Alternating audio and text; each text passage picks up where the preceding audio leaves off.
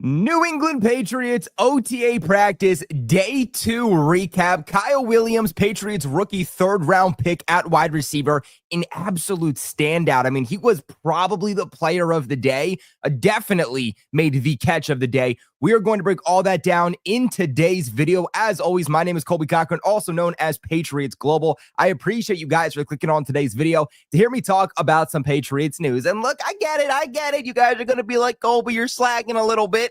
What's going on? OTA practice was yesterday. Why are you making this video on a Thursday? Unfortunately, Wednesdays can just be so damn jam-packed. We got Bleacher Report. We got the AFC East Roundtable. You guys already know your boy is in college getting my sportscasting degree too, so a lot of things are due on Wednesdays. Unfortunately, we weren't able to get around to it, and I always want to bring you guys the best damn production shows possible for every single thing that we produce here on Patriots Global. So if you guys want to hear what happened day 1 of OTAs, make sure you check out one of my more recent videos where last Tuesday we broke down day 1 of OTAs. Now, before we get into it, I just want to put one caveat on this. The caveat is that this is OTAs, right? This is not minicamp. This is not training camp.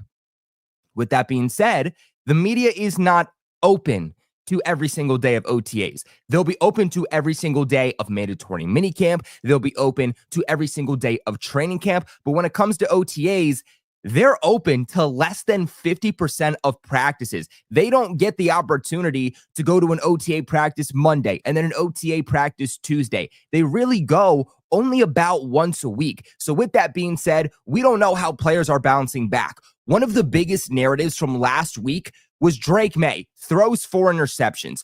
It takes the media by storm. Everybody is freaking out, saying that Drake May is about to take a year to flop, all because in one practice, he had 4 interceptions. But from what Mike Reese reported, that following practice on that Thursday, Drake May had no turnovers. The practice after that, Drake May, no turnovers. But nobody talks about that because those practices aren't open to the media. So again, take everything you hear right now with a grain of salt. Now, one thing that I do want to get into before we start breaking down practice, because I think a lot of people are going to be asking, I think a lot of people are going to be wondering, is Connor kind of hints on it himself here. The Stefon Diggs situation, the Stefon Diggs pink substance situation that happened over Memorial Day weekend. I think everybody at this point has seen the video. It has over 30 million views on Twitter right now and climbing.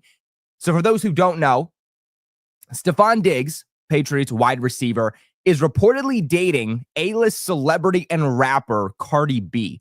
With that being said, one, you know Cardi B, she likes to get down. She likes to get a little bit crazy. You heard that music. You guys know exactly what I'm talking about. But we also know that Stefon Diggs, he likes to get down. He likes to have fun. He doesn't shy away from the media. He doesn't shy away from a good time. Bro was just at the Met Gala a few weeks ago, right? Stefon Diggs is an A-list celebrity. He's still one of the most popular players in the National Football League. And I said this on the AFC East Roundtable yesterday, and Jets fans and Dolphins fans are going off of me. He was an A-list celebrity. He was good. It doesn't matter if you were once good and you now fell off because of age and injury. One day, Justin Jefferson is going to fall off, but Justin Jefferson is going to be one of the most popular players still in sports, still in football, because of what he once did. It is that name value, and that same thing holds itself with Stefon Diggs. Not only is he a football celebrity, not only is he one of the biggest celebrities in the game of football in the NFL, but even off the field, he is still that big personality, and everybody knows him. With that being said, when you are that big of a celebrity, you're going to party hard. The cameras are always going to be on you. And I think that this situation with Stefon Diggs is blown out of proportion just a little bit. And look, do I want Stefon Diggs in Boston training, rehabbing, staying out of the spotlight? 100%. I don't want any of my players for the team that I'm covering being in a controversy like this. But it's his life. Are we really out here judging the decisions that he's making when there's no practices? This is not a situation where Stefon Diggs chose to miss a mandatory practice or even a practice at all. It's OTAs, OTAs are optional. You don't have to be there. And when this instance happened, when this whole boat situation happened, it was over Memorial Day weekend. The Patriots did not have any practices for him to attend in the first place. So I think first, let's calm down with that. Second off, everybody wondering, spoiler alert, he wasn't there for OTAs yesterday. Everyone saying, is it because of the pink substance situation? No, he's still rehabbing. He posted videos on his Instagram literally yesterday of him look like Florida, Miami, one of the sorts, still training, still rehabbing, but in his own way. As long as he is not taking these substances, as long as he does not get in trouble by the National Football League, it is not my responsibility. It is not your responsibility to judge what Stefon Diggs does in his free time as a person outside of football. I might not like what he does. You might not like what he does. And that is perfectly okay. But it is not our responsibility to judge what he does outside of the football field. So for me, again, as long as he doesn't get in trouble by the NFL or anything like that, the law, then I'm fine with moving on with the situation. It shouldn't be a storyline that surrounds the team. Mike Vrabel saying yesterday before the OTA session started that it's something, and this is a quote, it's something that we're aware of. We want to make great decisions on and off the football field. Any conversations that I've had with Stefon Diggs will remain between him, I, and the club. So I think this is just really going to be the last and only time that we hear about this. So without further ado, let's just go ahead and let's start getting into actual practice and actual OTAs now that we got that Stefon Diggs situation put to the side. But let me know in the live chat. Let me know in the comment section below. If you guys are watching this back, what do you think about the Stefon Diggs situation? I would love to hear your guys' thoughts. But let's go ahead and let's start talking about OTAs. As always, we want to start with kind of the general notes before we start breaking down each position. Starting off here with who wasn't practicing or who just simply wasn't there. Now, spoiler alert, Stefon Diggs was not there. I think a lot of people, again, they're going to try to make this about the pink substance situation. Is he skipping practices? And I said this on TikTok. Make sure you guys follow my TikTok, Twitter, Instagram. I post Patriots and NFL-related content that you don't see here on Patriots Global. And I said that I don't expect Stefon Diggs to be at OTAs on Wednesday, which was the second day open to the media. Why? Because ironically, Stefon Diggs wasn't there for OTAs the first day that was open to the media, last Tuesday. But based off of photos that the Patriots released on Instagram, we saw that the days that were not open to the media, Stefon Diggs was there. Stefon Diggs was training. Stefon Diggs was getting the reps in with Kyle Williams and some of these young guys. To me, I would not be surprised. And look, Mike Vrabel's not going to come out and publicly say this, but I would not be surprised if Mike Vrabel, this coaching staff, they don't want the media to get a look at Stefon Diggs yet. They don't want the media to see where Diggs is at, coming back from this injury. Where is he with his rehabilitation process? They're probably in the mindset of Stefon Diggs. If you want to release video on your own social media showing where you're at, that is your own prerogative. But here, when it comes to actual practice, we don't want them knowing how we're going to utilize you or where you're at with your process. Because next thing you know, the media is blowing up this narrative that Stefon Diggs looks a little bit slow. Stefon Diggs doesn't look the same. Now Stefon Diggs is hearing this. Now Stefon Diggs is in his head, and now it becomes a much bigger problem than it needs to be. I think the first time that the media is really going to see Stefon Diggs practice with the Patriots is going to be in a couple of weeks here. Might even be next week now that I'm thinking about it, in mandatory minicamp. Other than that, I'm really not expecting to see him on Monday, the next day that is OTAs that's open to the media. That's not a report. That's just my opinion. Now, other guys that were either there but not practicing or were just simply absent, you have Matt Collins. This might just kind of be one of those veteran things where it's like, hey, you've worked with Josh McDaniels before. You had one of your best statistical seasons under Josh McDaniels. You're a veteran. We know what to expect. We just need you here for minicamp, training camp, and that's all. Other than that, you don't need to be coming to OTA. So to me, not all that worried about Matt Collins. There also is some talk about maybe he's kind of coming back from a little bit of an injury with the Buffalo Bills this past season. So, of course, something to also monitor. Austin Hooper wasn't present too. Doesn't sound like it's anything injury related. Probably just another, hey, you're a veteran. You were in this system last year. We don't need you to be here. Caden Wallace also was absent. And then Carlton Davis, one of the big free agent additions the Patriots made this offseason, he also was not present. To me, again, This could be a veteran situation, or let's keep in mind, Carlton Davis is coming off of a season-ending injury where he broke his jaw. Carlton Davis is a very, very injury-prone cornerback, especially over the last few seasons. So to me, if he's not participating in optional OTAs, I'm fine with it. Okay. I think Carlton Davis is going to be a big, big piece to what the Patriots want to do defensively. He's going to be a big piece in Christian Gonzalez taking that third-year leap. He took a leap in year one. He took a leap in year two. I think Christian Gonzalez is going to take a big year three leap also, just by getting more turnovers, getting more interceptions. That's kind of the part he needs to add to his game. And I think Carlton Davis is a really, really important part to that, locking down the opposite side. So to me, I'm fine that he's not there. Guys that returned to practice that we didn't see last OTA session, Ramondre Stevenson. And as you can see on the screen, it's just good to see Ramondre back, right? Like, everybody hates on Ramondre just because he had a fumbling problem last year. And I'm not trying to downplay it. It was bad. But Ramondre Stevenson, this guy has been a core piece to the Patriots backfield since 2021. Yes, he needs to work on those fumbles. He needs to work on those turnovers. But from a blocking standpoint, from a pass catching standpoint, to a rushing standpoint, as bad as this offense has been, let's keep in mind, Ramondre Stevenson has had a new offensive coordinator every single year that he's been in the NFL so far. I think working back with Josh McDaniels, one of the best seasons he's had in his young NFL career. I think Ramondre, as long as he limits those turnovers, can have a really, really good year here in 2025. Now, obviously, the reason that Ramondre was not here in OTAs prior was because his father unfortunately did pass away in March. So look, despite what you might think about Ramondre, Patriots fans, this is where we need to come together, right? He is a New England Patriot right now. He's been a fan favorite before he started fumbling the ball. He's dealing with a lot of demons inside. I think that's very, very obvious considering he's been away from the team for so long. Let's give Ramondre Stevenson that love that he rightfully deserves from Pats Nation after everything that he has done for us. Now, you also had City So return to the mix. He's someone who's going to compete for left guard, so good to finally see him back.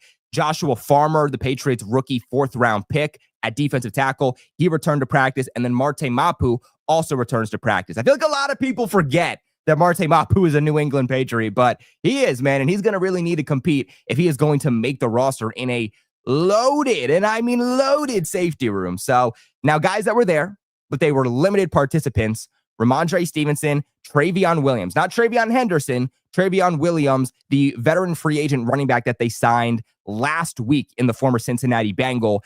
Jalen Polk still coming back from that offseason surgery. Vidarian Lowe, Michael Onwenu, Jared Wilson, Jaquelin Roy, Wilfred Penne, Jelani Tavai, Kyle Duggar, and Marcus Epps. So that's kind of your general notes. Now let's get into each positional breakdowns. Starting off here with the quarterbacks, 11 on 11s. Let's keep in mind, in OTAs, there is no 7-on-7. It is only 11 on 11s. Drake May goes 9 for 17. Joshua Dobbs goes 10 for 16 with an interception. From how it was reported, it really wasn't on Josh Dobbs. It sounds like that interception came more so on, who was it? Trying to see what receiver it was. It was on John Giles. So it sounds like that drop was on John Giles. The ball kind of flew up in the air and naturally was just intercepted by Miles Battle. That wasn't a play. That was not a turnover-worthy play for Joshua Dobbs. So overall, it sounds like Joshua Dobbs had a pretty good day. He's been pretty consistent. It just sounds like the issues for the quarterback so far throughout practices, especially here on day 2, more so came with high passes. And that was a struggle for, Drake May for the entire 2024 season. So we would definitely want to make sure that those get ironed out. But it sounds like there's been a lot of pressure from the defensive line too. So that could be a cause on why these quarterbacks are throwing so high. And then the UDFA, Ben Woolridge, he was 3 for 5. Moving on to 7-on-7s, not 7-on-7s because there was no 7-on-7s. But overall, it was a bumpy practice for the offense. They're just not at the point where there's consistency. That's the biggest problem is naturally you understand why it's not. It's OTAs. It's one of the first. It's some of the first real practices that the team is getting into. New offensive coordinator, new O-line. new wide receivers. It is a brand new offense. So with that being said, they're not going to have that consistency yet, but that is something that they have to build on. Is right now, you see that there's flashes. You see what they want to do, but then it's Drake Maye's throwing a 50-yard bomb in the breadbasket to Kyle Williams, and then the next play, he's throwing an interception. Play after that, he's throwing an interception. Then a beautiful pass down the sideline to Javon Baker. It just comes down to consistency, right? Because it doesn't matter how great of a play you make. It doesn't matter if you throw a 54-yard touchdown down the sideline on a go route to Kayshon Boutte to tie the game if ultimately you end up turning the ball.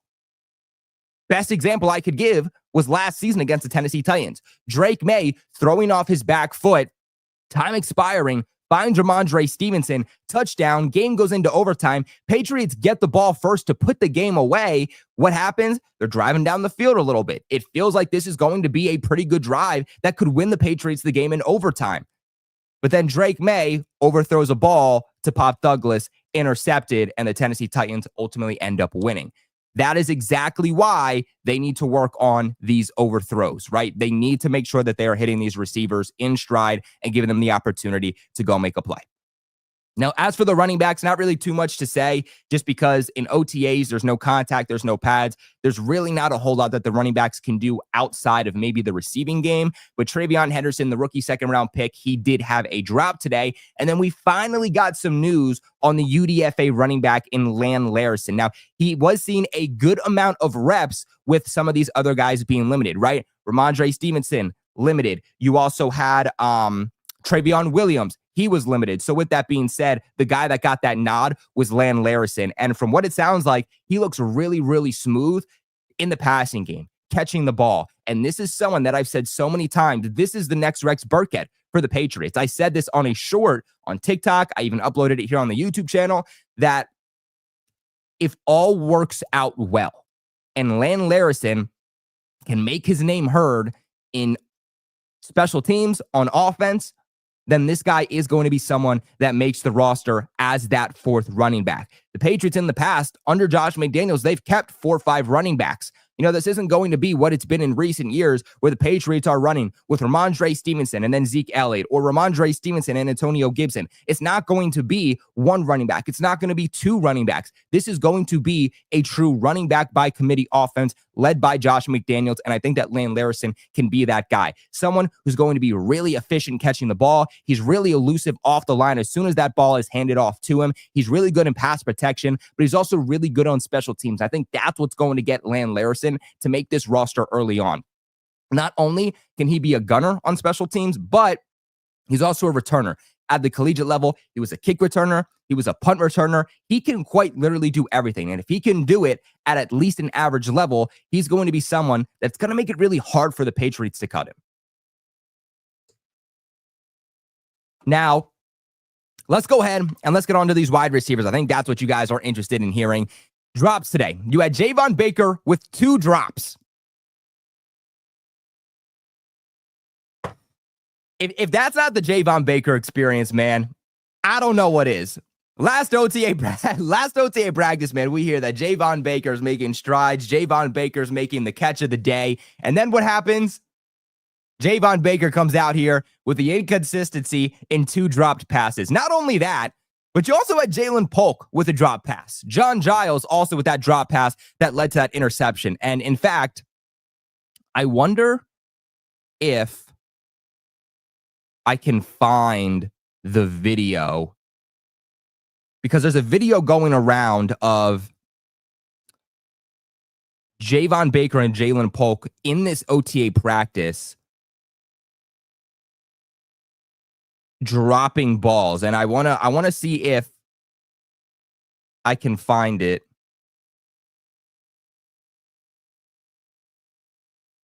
And for some reason, Twitter's not loading for me. So I don't know why, but Twitter's not loading for me, so I can't pull it up. But there was a video of the wide receivers just warming up. They were working between pads. They weren't working against any defender, and they just had to catch the ball from the trainer. You see Javon Baker go, and Javon Baker, right in the palm of his hands, drop. Jalen Polk goes up, right in the palm of his hands, drop. And if that is not if that does not dictate what this 2024 wide receiver class was for the Patriots, God, I don't know what was. Like, after seeing that video, there's a lot of discussion. There's a lot of debate amongst Patriots fans on, well, okay, is it going to be Javon Baker that makes the final roster, or is it going to be Jalen Polk? Because while both of those guys aren't guaranteed a roster spot, you got to think at least one of those guys does. The Patriots used a second and a fourth round pick on those guys just last year. After seeing that video, I was like, there really might not be a debate.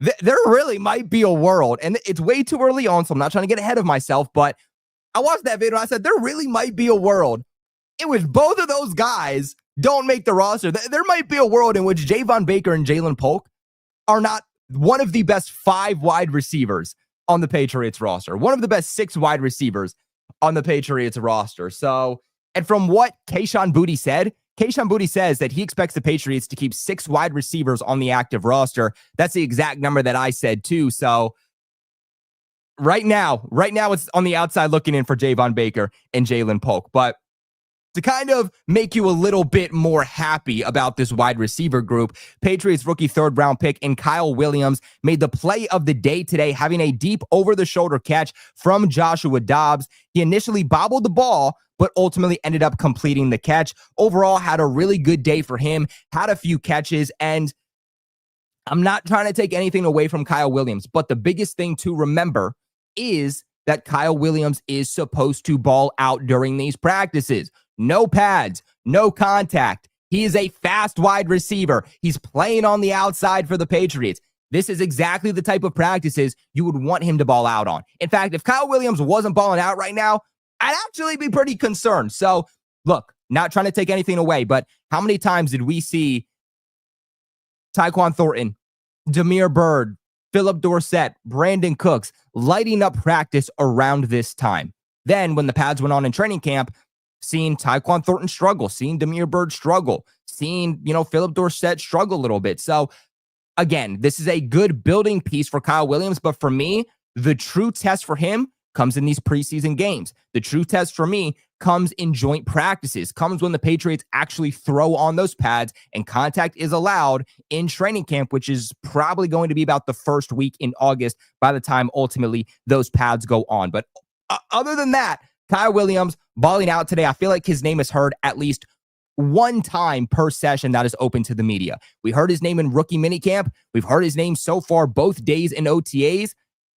Still, not trying to get ahead of myself, but it feels like the Patriots really might have something here special with Kyle Williams. I think him learning with Stefon Diggs, there was a photo a few days ago that came out from OTAs that wasn't open to the media, where Kyle Williams and Stefon Diggs are like jumping up and getting lit and having a good time. And it's like, okay, you know damn well that Kyle Williams just made a play because Kyle Williams had the football in his hand. He had his helmet on. Stefon Diggs doesn't have his helmet on. He's just like jumping and hyping up Kyle Williams. You're like, okay, based off this photo that Kyle Williams just made a big play and he just gained Stefon Diggs' respect because of it, which I think says a lot. But back here to Javon Baker, it was reported that he had some pretty bad drops on the day. Again, had 2 of them. There's some videos out there that you can look at. Unfortunately, Twitter's not loading, so I can't show you guys right now. But he did have nice involvement overall with the team. Now, with that being said, when I say nice involvement, I don't mean that Javon Baker's out here rolling with the first team offense, or I should say he's not working strictly with the first team offense. From what's being said by reporters, Javon Baker is the only wide receiver that is working with the first, the second, and the third team offense. The Patriots have no idea what Javon Baker is. That's what that tells me. Like Kyle Williams, you know that he's going to work a little bit with the first team offense, a little bit with the second team offense as he works his way up. Then you have Efton Chisum. Efton Chisum's going to work with the third team offense with Ben Woolridge, but he's also going to work with that second team offense in Joshua Dobbs. He's a UDFA wide receiver. He's going to start from the bottom and have to climb his way up. You know that Kayshon Boutte, Kendrick Bourne, Pop Douglas, Matt Collins, Stefon Diggs, they're going to be working with the first team offense and Drake May.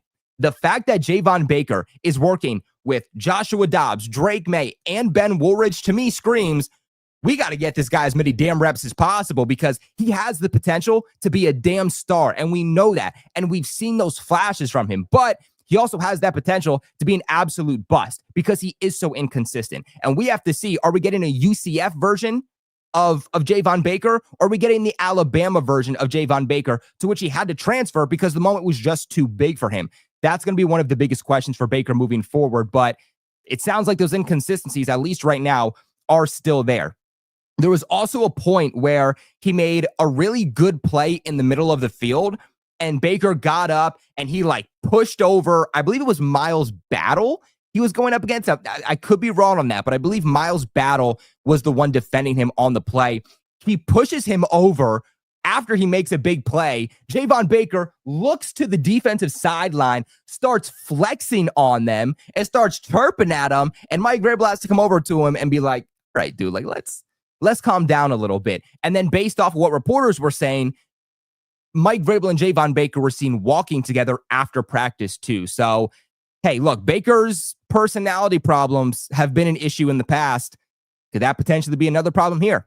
Because let me tell you, if you are balling like Stefon Diggs, you want to flex, you want to chirp, go right ahead. You deserve it. But when you're dropping half your passes on the day, you should not be flexing on anybody. It is just a bad look on you. Now, last thing here for the wide receivers before we move on here to the tight ends, UDFA wide receiver Efton Chisum saw 4 targets in team drills, all by Joshua Dobbs. Overall, really good involvement for him. Now, Efton Chisum, he's not going to be that guy you really want to play on the outside too much, but he's gotten some run on the outside surprisingly and looked really good. This was a guy that you're used to seeing, in the slot. Might not simply be and strictly be a slot receiver. Efton Chisum might be a guy that has a little bit more positional versatility than we originally thought. And by the way, I see Drigo Art FX saying May struggled. He had a fumble. That is one thing that I did forget to mention about Drake May is although he didn't turn the ball over, he did put the ball on the floor at one point with a botched snap. It was one of the final plays on the day. There was some talk from the media on, was that on Drake May? Was that on Garrett Bradbury?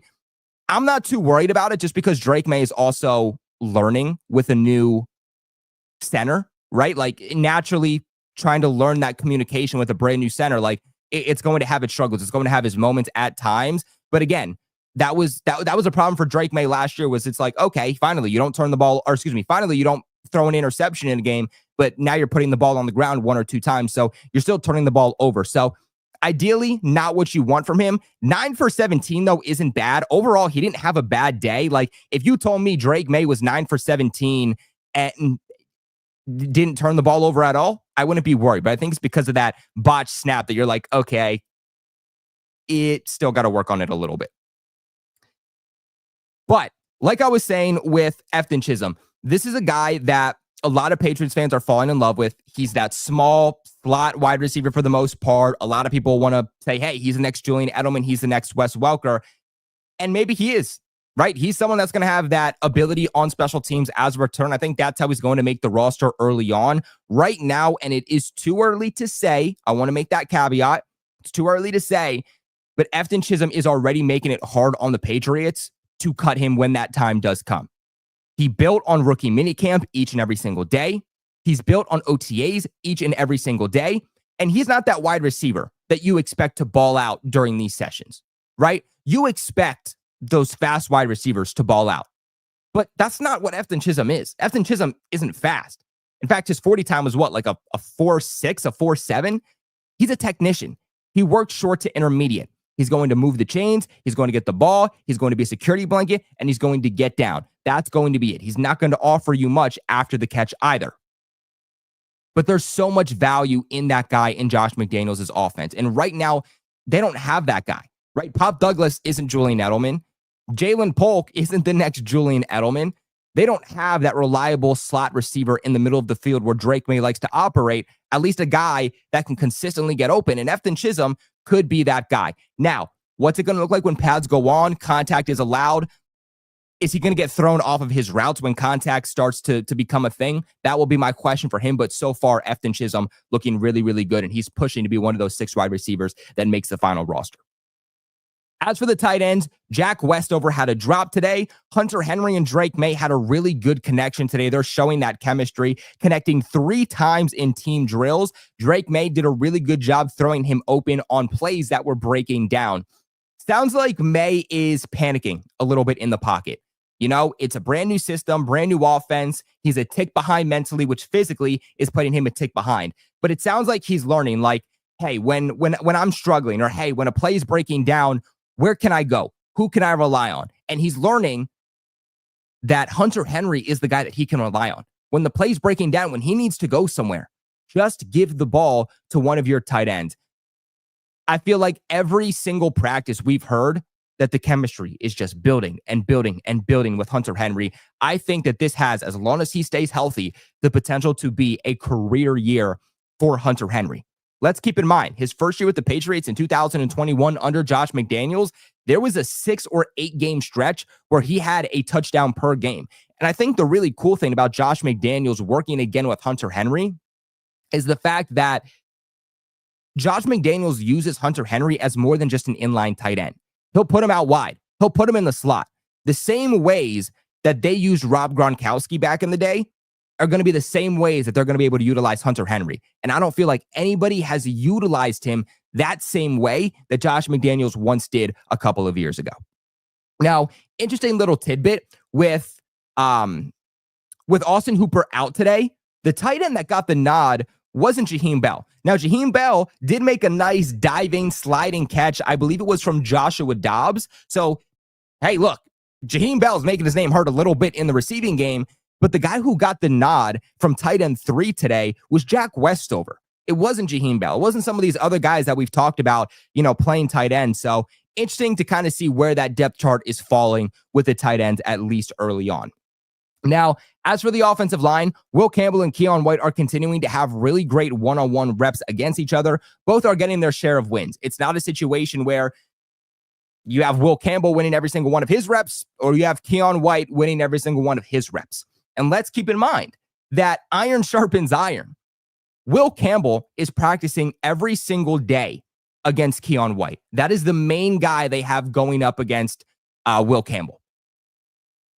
Keion White is the exact same player, the exact type of architect that Will Campbell struggled with at the collegiate level.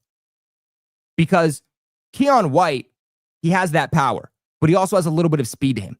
But he also has really good strength. He has really good size. He has really good length to him too. And because of that controversial take that, Will Campbell has short arms, how is he going to be able to go up against somebody like Keion White? That's why they're getting Will Campbell as many reps against White as possible. And it sounds like he's holding his own, but again, you want him to be a little bit more consistent. But at the end of the day, it's early on in the process, and iron sharpens iron. One thing that I really, really like is that, based off of what we're hearing from reporters, is that Keion White will work with Will Campbell, saying, hey, this is what I'm seeing from an edge perspective, a defensive line perspective. This is what you can do different. This is how you can get leverage on me. So then when Will Campbell heads into the regular season and plays against a defender any given week that has that same type of playing style as Keion White, he can look back and think back on that time where Keion White told me, this is how I can get leverage on that guy, just based off of hand usage and mechanics and techniques. Will Campbell is also helping Keion White get better too, because Keion White has had some issues consistently getting by some of these better offensive linemen in the league that are really good mechanically. Will Campbell, yeah, he might have short arms, but he has really, really good mechanics. Hands down, had the best mechanics out of every single offensive lineman in the 2025 NFL draft. The other little tidbit that we got here about offensive line was what they were doing at left guard. The guy who got the starting nod at left guard today was Tyrese Robinson. Not the guy that I thought they would have rolled with at starting left guard today. I'm going to be completely honest with you, but that's okay. That's okay because, guys, it's OTAs, right? I said this in my last video that I believe their philosophy, I think what they're doing is we are going to give every single guard an opportunity to be the starting left guard throughout OTAs and mandatory minicamp.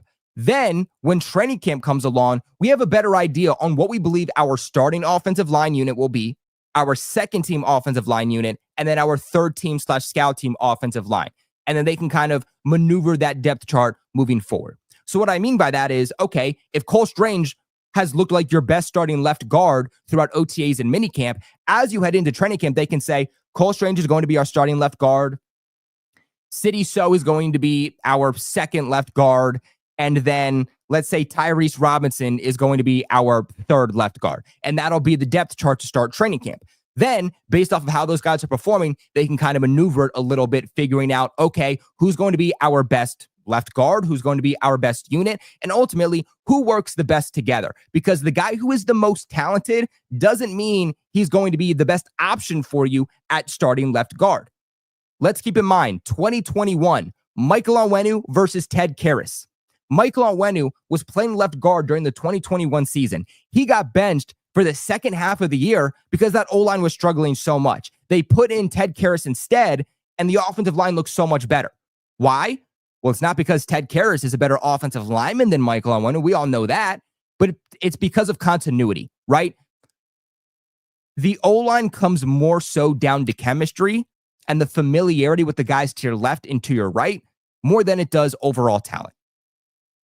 But let's move on here to the defense. As for the defensive line, quarterback pressures today, Joe Milton had one, Keon White had one, and Anthony Jennings had one. Pass breakups today, the interior of that defensive line showing out. Milton Williams with the pass breakup, and also Joshua Farmer. From what it sounds like, Joshua Farmer, first time the media is seeing him, because again, he wasn't there last OTA session available to the media. Joshua Farmer's balling out. Joshua Farmer's already making some plays, blew up a screenplay at one point, batted down a pass at the line of scrimmage. This guy has potential to be really, really fun. And like I said, I think a lot of people are expecting Farmer to come in and be a better run defender than he is a true playmaker, than he is a true pass rusher.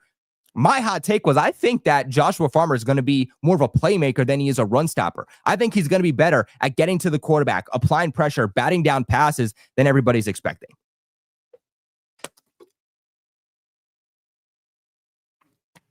But let's go ahead and let's get on to the remainder here of the defense. Linebackers here, Robert Spillane was around the ball a lot today. The first time that we're hearing a little bit about Robert Spillane and what he's kind of giving to the Patriots. Guys, did I say Joe Milton? My bad, guys. I think I said Joe Milton. I meant to say Milton Williams, okay? Joe Milton, Milton Williams. You can kind of see where I'm getting confused a little bit, okay? You know what, guys? Joe Milton's back in New England, baby. Joe Milton's playing defense. Y'all thought he was gone? Nope. Joe Milton's back, baby. He's just playing defense. That's all.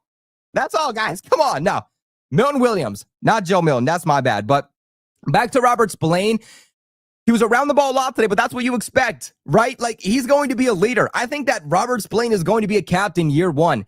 This is a guy that the Patriots signed to a multi-year deal, a big-time contract this offseason, in order to get rid of Juwan Bentley, who has been the leader for the Patriots defense for the last few seasons. Juwan Bentley, who was a captain. Juwan Bentley, who has had, when healthy, over 100 tackles per season. So yes, no doubt Robert Spillane is around the ball a lot. That is the expectation for him. Also, from what the media is saying, Robert Spillane's getting to the ball pretty quick, right? And the question is he just playing that well? Are his instincts that good? Or is Robert Spillane just finally picking up on what Josh McDaniels is trying to do? That's why I get to a point with Patriots practices that I'm a little hesitant with takeaways, because at some point, the defense, they pick up on the offense. The offense, they pick up on the defense. That's why these joint practices are going to be so important for this team, giving us our real look on what this team is going to look like for the upcoming season. Joint practice confirmed with the Commanders in Boston. Then you have joint practice also with the Minnesota Vikings. Really like that the Patriots have 2 back-to-back joint practices this offseason. I think that's going to be really, really beneficial for this team, and it's going to give us fans a real look on what to expect from this team. But Robert Spillane, too, this is someone who, when the regular season comes along, I expect him to be around the ball a lot still, right? Like, this was someone that with the Raiders over the last 3-4 seasons has had over 100 tackles in each of those seasons. To wrap us up here on the linebackers, Christian Ellis also forced a fumble today on Kyle Williams. Christian Ellis, I think, is also going to be a big piece on this defense. I think he's going to be more of a playmaker. I think that on the depth chart, given the additions that the Patriots made this offseason, I think it's going to knock down Christian Ellis a little bit to allow him to play in a role that he's more poised to play. He had to be one of the Patriots starting linebackers this past season, just because of injuries. Juwan Bentley, who missed pretty much the entire season. Jelani Tabai was dealing with injuries.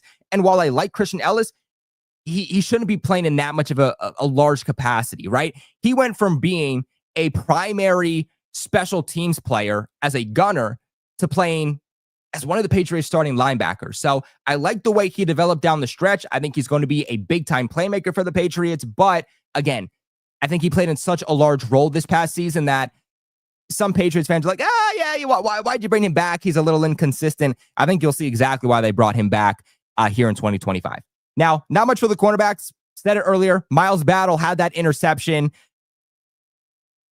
He's not going to make the roster. I mean, good for him for making a play. He's not going to make the roster, right? maybe if he makes a couple plays like this, he'll be like a lock to make the practice squad. But other than that, I mean, congrats, Miles Battle. Keep the ball because you ain't making a play like that in the regular season, my guy. No disrespect. I'm just keeping it real. As for the safeties, Craig Woodson was very close to another interception today on Drake May. It was a high ball thrown from Drake May, looking down the seam for 7th-round pick from last year in Jaheim Bell. So Craig Woodson standing out big time as of late, right? The Patriots had a really good draft, and I think we all liked it. But I think the biggest question we had coming out of that draft was, all right, well, in the 4th round, you went with Craig Woodson. Okay, I understand the pick, but was it a little bit too soon, right? That was probably the biggest question, the biggest reach, if you will, that the Patriots made in that draft class. And so far, Craig Woodson is proving the doubters wrong. This is someone that has that versatility in the secondary, can play in the slot, can play outside corner, can play in the box, can play deep. And some of my personal favorite plays that I saw Craig Woodson make at California this past year, when I went back and looked at the film, was this is someone who I think could be Daron Harmon, someone who is going to take advantage and make plays on bad passes, take advantage of situations. If balls are batted in the air, Craig Woodson is going to come down with them. The amount of times this guy made a diving interception this past season at California, absolutely mind-blowing. He made a diving interception on the OTA practice last Tuesday when it was open to the media. Almost had another one here today. I think Craig Woodson is going to be a big-time playmaker for the Patriots. I just hope that they give him the opportunity to actually get playing time and actually develop. And then lastly here, we got a little bit of special teams before we log off for the day. Andy Borgales won the last kicker battle in OTA's day 1. He was a perfect 4 for 4, while John Parker Romo was 2 for 4. Today, that switched up a little bit.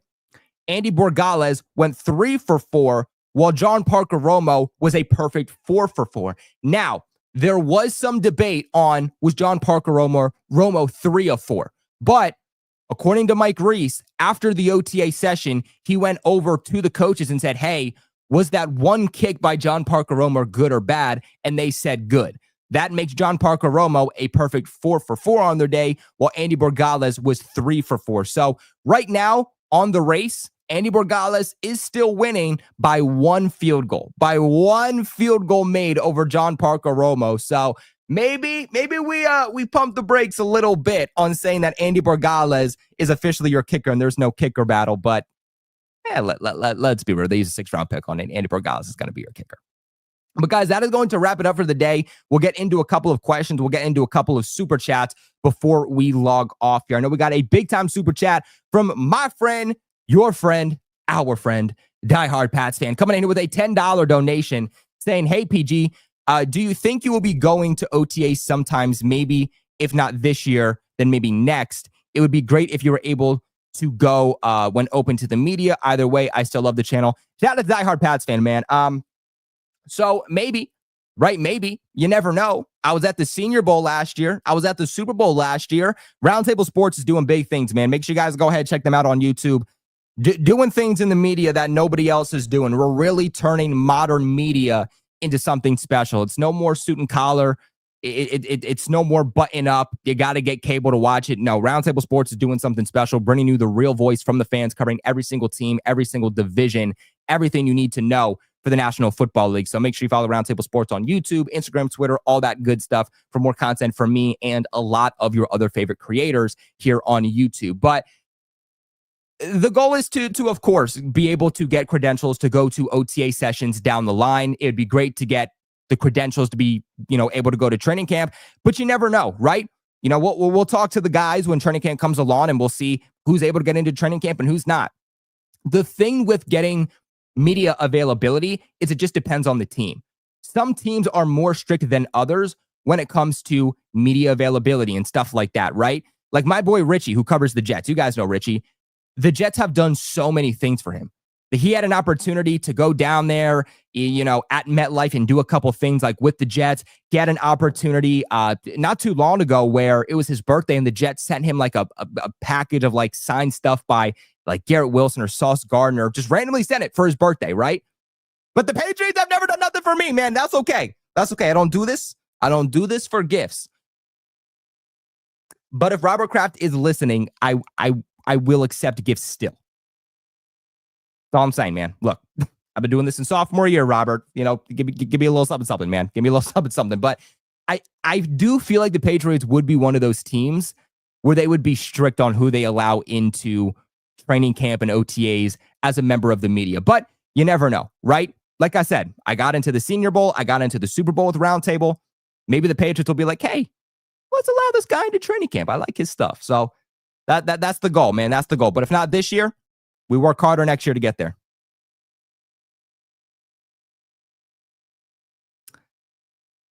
Hey, Colby, could you see if CJ Dupree makes a huge impact in the tight end room? Because that was my question in one of my live streams. So CJ Dupree, UDFA tight end, this was a guy that a lot of people liked. And to be completely honest with you, I thought he would get the nod over Jack Westover. At least for this OTA session, he did not. We really haven't heard too much about CJ Dupree. The only thing I've heard about him was the media saying in person, this guy is way bigger than you think. Like, this guy's got some size. This guy's got some length. That's the only thing. We'll see what he's able to do. I think the Patriots will ultimately keep 3 tight ends on the active roster this upcoming season. I think it's going to be a battle for which tight end is going to be that third tight end. Is it going to be CJ Dupree? Is it going to be Jack Westover? Is it going to be Jaheim Bell? Because I think with Jaheim Bell, he's going to give you more receiving and versatility upside than these other tight ends. But CJ Dupree, Jack Westover, they're going to give you that more well-rounded tight end. A guy who can play, inline tight end. He can be a receiving threat between the numbers, but he can also be a guy who's going to give you some depth there as a blocker. So it's going to be interesting to see, but I think that training camp is more so going to be, what defines who's going to make, that final spot there at tight end. How many interceptions has your quarterback thrown? Only 4, Glenn.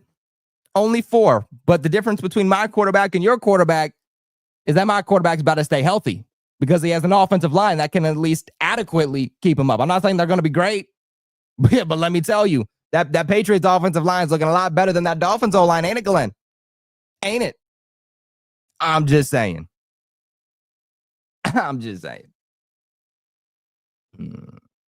We got Roundtable Sports represented in the chat.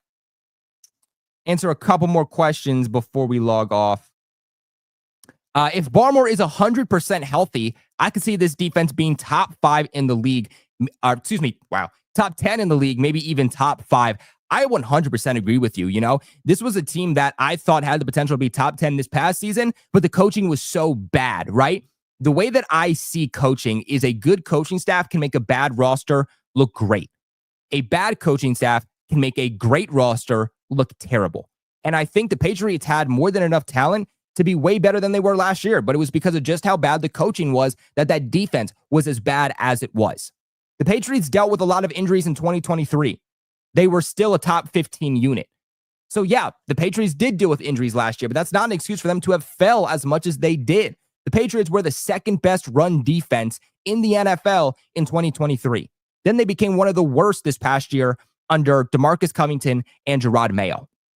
With Terrell Williams in the mix, with Mike Vrabel in the mix, I think that this defense is going to be really, really good. One of my favorite things that Bill Belichick used to do is that he knew how to disguise the defense. He knew how to confuse quarterbacks, not just rookie quarterbacks, but even veteran quarterbacks, even some of the best quarterbacks in the league. He would give them different looks and just move around the guys on the defense, So like if Christian Gonzalez is playing outside cornerback 1, Mike Vrabel might switch it up and say, okay, Gonzo, now you're going to play, deep safety. Okay, Gonzo, now you're going to play in the slot. Or, hey, Craig Woodson, you're playing free safety the majority of the season. Now I'm going to have you come closer and you're going to play outside cornerback, or now you're going to play slot cornerback. Try to confuse the quarterback a little bit more, show him different looks so he can't diagnose what the defense is going to do. But Barmore, let's keep in mind in 2023, the year he broke out, he was the Patriots pass rush. He had like what, 5.5 sacks. The other thing too is like with Barmore, he's gotten better. He's developed each and every single year since being drafted in 2021. His uphill battle has come as a run defender. Every single year since being drafted, he has been top 10 in the NFL, according to PFF, in terms of pass rush amongst defensive linemen. So what can he do compared to, or not compared to, but what can Christian Barmore do with Milton Williams right by his side? Milton Williams, who according to PFF, was the second highest graded pass rusher amongst defensive linemen this past season. That is a scary thought because Barmore doesn't have to do it all by himself now. Barmore has Harold Landry. Barmore has Keon White. Barmore has Milton Williams. Compared to 2023, who did he have? He didn't have Judon. Barmore had what? Josh Uche? Is that supposed to do anything for me? It doesn't. This is a much better defensive line around Christian Barmore to where it's going to open up him a little bit more also, make his job a little bit easier. I think if he stays healthy, this is going to be, without a doubt, a career year for Christian Barmore. Hey, shout out to my boy Alex in the chat, longtime supporter. Colby, do you think this offense could be a top 15 in the league this year? I do. Because one person, Josh McDaniels. Josh McDaniels is one of the most brilliant offensive minds in all of football. And I've had Jets fans and Dolphins fans laugh at me for saying that. There's a difference between a guy being an offensive coordinator, a defensive coordinator, and then a guy being a head coach. How many times in the league have we seen a guy who is one of the most brilliant OCs or DCs in the league, goes to be a head coach and flops? Terrible. One-hit wonder. It's a very different job. Running an offense, running a defense as a coordinator is a very, very different job than what you're doing as a head coach. They're not similar at all. And you look at what Josh McDaniels was able to do for the Patriots for 20 years. He helped develop Tom Brady. Not only that, but in 2020, when they had a dried up Cam Newton. By the way, this wasn't, the number one player in the league in 2016. This wasn't Super Bowl Cam Newton the Patriots got in 2020.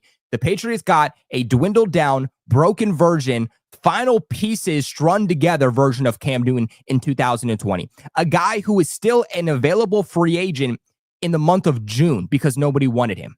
The Patriots picked him up right before the beginning of training camp, and they made him look like a serviceable quarterback. There were discussions about the Patriots actually giving an extension to Cam Newton that year. You guys might remember. The Patriots were a top 15 offense that year because of Josh McDaniels. In 2021, Josh McDaniels had Mac Jones to work with, a rookie quarterback. Not just that, but Josh McDaniels also had a brand new offensive line. He had brand new wide receivers, a brand new running back room, a brand new tight end room. It was just a brand new offense for McDaniels in 2021 from top to bottom. What happens?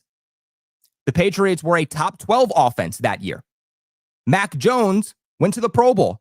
Mac Jones was voted on into NFL's top 100 players, voted on by the players. He was Rookie of the Month. He was in the discussion for Offensive Rookie of the Year.